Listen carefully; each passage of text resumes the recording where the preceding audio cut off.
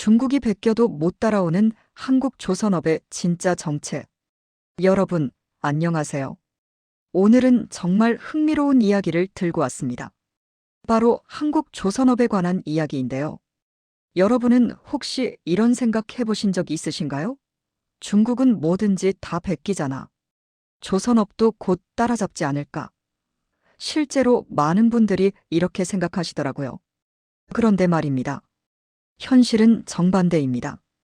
2024년 기준 한국의 조선 3사, 현대한국 조선해양, 삼성중공업, 하나오션은 전 세계 고부가 가치 선박 시장의 80% 이상을 장악하고 있습니다.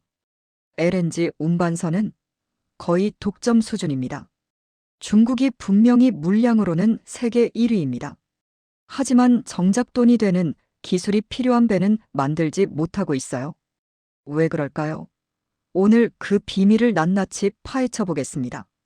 본론 1. 조선업의 피라미드 구조. 먼저 조선업의 구조부터 이해해야 합니다. 배라고 해서 다 같은 배가 아니거든요. 가장 아래 단계에는 벌크선이라고 하는 화물선이 있습니다.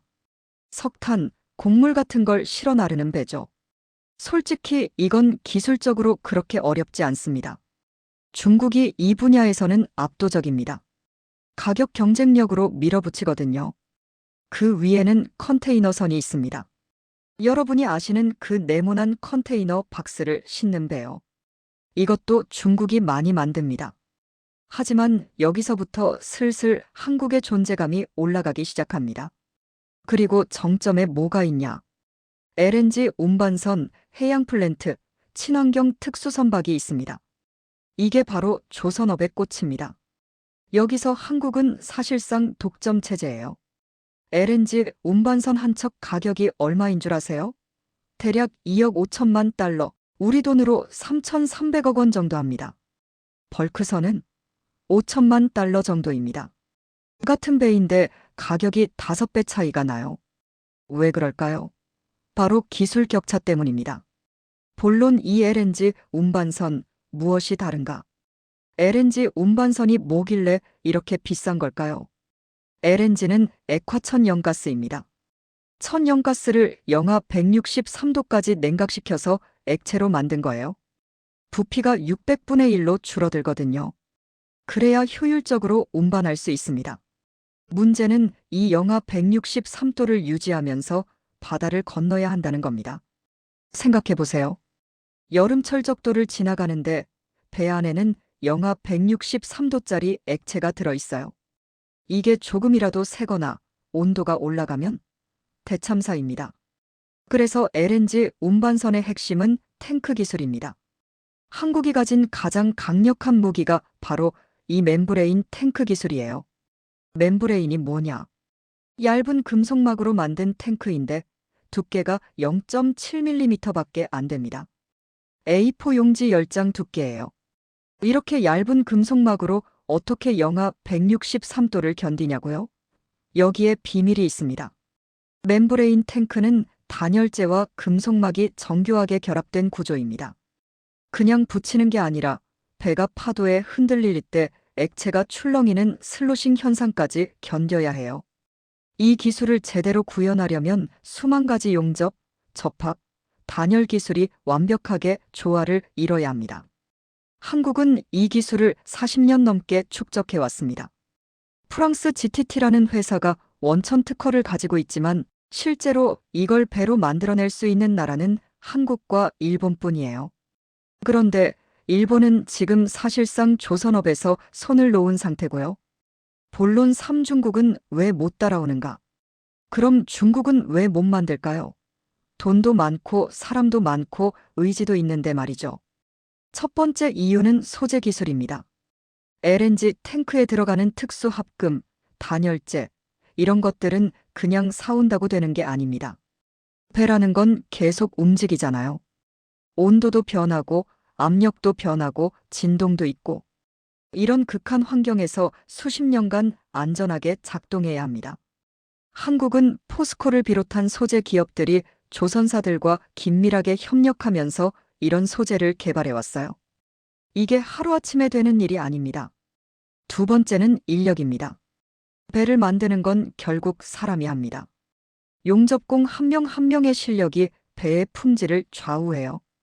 한국의 조선소에는 30년, 40년 경력의 장인들이 수두룩합니다. 이분들의 노하우는 매뉴얼로 만들 수가 없어요. 중국은 인건비가 싸다는 장점이 있지만 숙련도에서는 아직 한참 부족합니다. 특히 정밀도가 요구되는 고부가 가치 선박에서는 이 차이가 결정적이에요. 세 번째, 가장 중요한 건 시스템 통합 능력입니다. 배 한 척을 만드는 데 들어가는 부품이 몇 개인 줄 아세요? LNG 운반선 기준으로 약 200만 개입니다. 이걸 설계하고 조달하고 조립하고 테스트하는 전 과정을 완벽하게 관리해야 해요. 한국 조선사들은 이 프로세스를 수십 년간 최적화해 왔습니다. 삼성중공업의 경우 자체 개발한 디지털 트윈 시스템으로 배를 만들기 전에 가상으로 먼저 만들어 봅니다. 문제가 생길 만한 부분을 미리 찾아내는 거죠. 중국도 이런 시스템을 도입하려고 노력하지만 소프트웨어만 사온다고 되는 게 아니에요. 수천 명의 엔지니어들이 이걸 제대로 활용할 수 있어야 하고 현장의 작업자들과 실시간으로 소통할 수 있어야 합니다. 본론 4친환경 선박, 새로운 격차. 그런데 여기서 끝이 아닙니다. 지금 조선업계에는 거대한 변화의 바람이 불고 있어요. 바로 친환경 규제입니다. 국제해사기구 IMO에서 2050년까지 탄소 순배출 제로를 달성하겠다고 선언했습니다. 이게 무슨 의미냐면 앞으로 만들어지는 배들은 전부 친환경 연료를 사용해야 한다는 겁니다. 암모니아 추진선, 메탄올 추진선, 수소 연료 전지선. 이런 차세대 친환경 선박 기술에서도 한국이 선두를 달리고 있습니다. 현대한국 조선해양은 세계 최초로 암모니아 추진, LNG 운반선을 개발했어요. 암모니아는 연소 과정에서 이산화탄소가 전혀 나오지 않습니다. 하지만 독성이 강하고 다루기 어려운 물질이죠. 이걸 안전하게 선박 연료로 쓰는 기술을 개발한 겁니다. 삼성중공업은 메탄올 이중 연료 추진 선박에 강점이 있고 하나오션은 LNG 연료 추진 기술에서 앞서갑니다. 중국은 여기서 또 한 번 뒤처질 수밖에 없습니다. 왜냐하면 기존 LNG 운반선 기술도 제대로 확보 못한 상태에서 더 복잡한 친환경 선박 기술까지 개발해야 하거든요. 격차가 더 벌어지고 있는 겁니다. 본론 5 한국 조선업의 미래 전략. 그렇다면 한국 조선업은 앞으로 어떻게 나아가야 할까요? 첫째, 기술 격차를 더욱 벌려야 합니다. 지금 잘하고 있다고 안주하면 안 돼요. 중국은 계속 쫓아오고 있습니다. 느리지만 분명히 발전하고 있어요. 우리는 더 빨리 달려야 합니다. 자율운항 선박, AI 기반 설계 시스템, 디지털 트윈 고도화. 이런 차세대 기술에 과감하게 투자해야 합니다. 다행히 한국조선 3사는 최근 수주 호황으로 자금력이 탄탄해졌어요. 이 돈을 연구개발에 쏟아부어야 합니다. 둘째, 인력 양성입니다. 솔직히 요즘 젊은이들 조선소 가려고 하지 않습니다. 힘들고 위험하다는 이미지가 강하죠. 하지만 앞으로는 첨단 기술이 접목된 스마트 조선소 시대가 올 겁니다. 로봇이 용접하고 AI가 설계하고 사람은 이걸 관리하고 감독하는 역할을 하게 될 거예요. 이런 비전을 젊은 인재들에게 제시해야 합니다. 셋째, 글로벌 협력입니다. 한국 혼자서는 한계가 있어요. 유럽의 친환경 기술 기업들, 일본의 소재. 기업들과 전략적으로 협력하면서 생태계를 더 단단하게 만들어야 합니다. 마무리. 자, 오늘 이야기를 정리해 보겠습니다. 한국 조선업이 중국을 압도하는 이유. 그건 단순히 기술 하나, 인력 하나 때문이 아닙니다.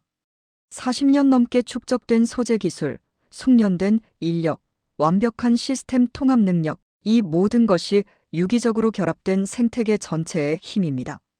중국이 베끼려고 해도 베낄 수 없는 이유가 여기 있습니다. 매뉴얼로 만들 수 없는 노하우, 돈으로 살 수 없는 경험, 하루아침에 만들 수 없는 생태계. 물론 안심할 수는 없습니다. 중국은 막강한 자금력과 정부 지원을 바탕으로 계속 추격하고 있어요. 하지만 우리가 계속 혁신하고 투자하고 발전한다면 이 격차는 유지될 수 있습니다. 한국 조선업, 정말 자랑스럽지 않나요? 전 세계 바다를 누비는 LNG 운반선 10척 중 8척이 메이드 인 코리어입니다. 이게 바로 대한민국의 저력입니다. 오늘 영상이 유익하셨다면 좋아요와 구독 부탁드립니다. 다음에도 더 흥미로운 주제로 찾아뵙겠습니다. 감사합니다.